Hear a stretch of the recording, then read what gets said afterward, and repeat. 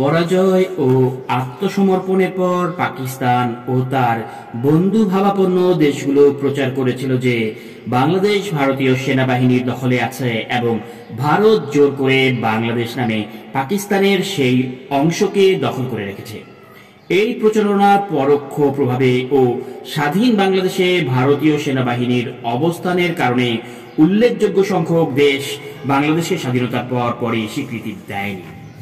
1973 সালের মাঝামাঝি মার্কিন যুক্তরাষ্ট্র সহ পৃথিবীর বেশ কয়েকটি দেশ বাংলাদেশকে একটি সার্বভৌম রাষ্ট্র হিসেবে স্বীকৃতি দেয়।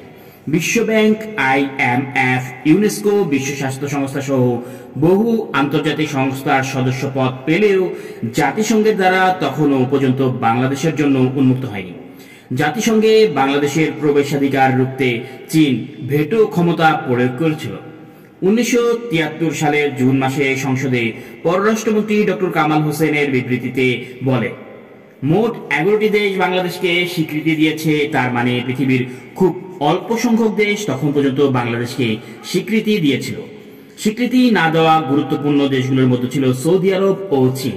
সোভিয়েত ইউনিয়ন ও সোভিয়েত রাশিয়াপন্থী সকল দেশ ভারত ও জোট নিরপেক্ষ আন্দোলনের অধিকাংশ সদস্যের সক্রিয় সমর্থন লাভের পরেও পশ্চাত্যের সাহায্যদাতা দেশসমূহ, আমেরিকার প্রভাব বলয়ের মুসলিম রাষ্ট্রসমূহ এবং গণতন্ত্রী চীনের সঙ্গে বাংলাদেশের তখন পর্যন্ত কূটনীতিক সম্পর্ক গড়ে তুলতে পারেনি।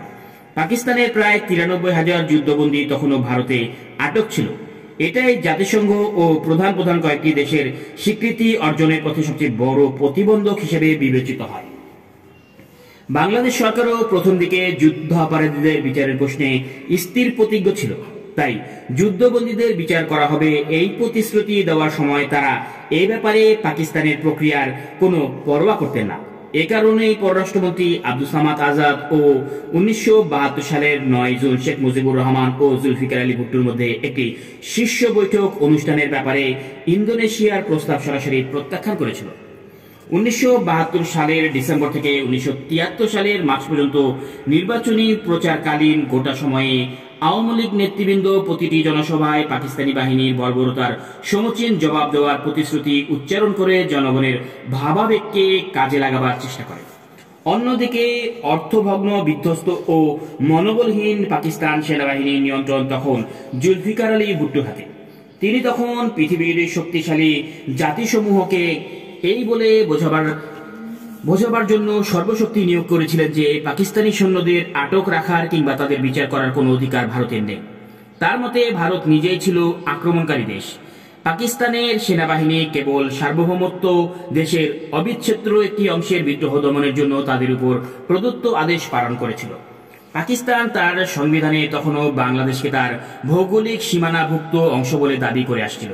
আবার এদিকে বাংলাদেশ সরকার পাকিস্তান সৈন্যদের বিচার করার জন্য বাংলাদেশে ফেরত পাঠাতে বারবার ভারতের কাছে অনুরোধ জানিয়ে আসছিল। এদিকে বন্দী পাকিস্তানি সেনাদের ফিরিয়ে দেওয়ার জন্য ও ভারতের উপর আন্তর্জাতিক চাপ বৃদ্ধি পাচ্ছিল। এক্ষেত্রে যুক্তি ছিল যে পাকিস্তানের ভূখণ্ড থেকে সৈন্যদের আটক করেছে ভারত।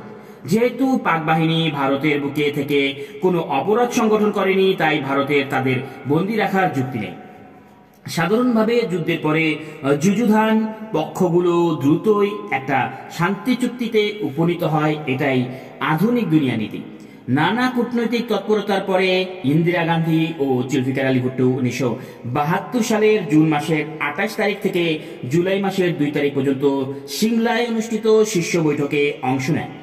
বৈঠকে দুই দেশের মধ্যে স্থগিত যোগাযোগ পুনর্বহাল সহ তাদের সকল বিরোধ নিষ্পত্তিতে শান্তিপূর্ণ পথ অনুসরণের সিদ্ধান্ত গৃহীত হয়।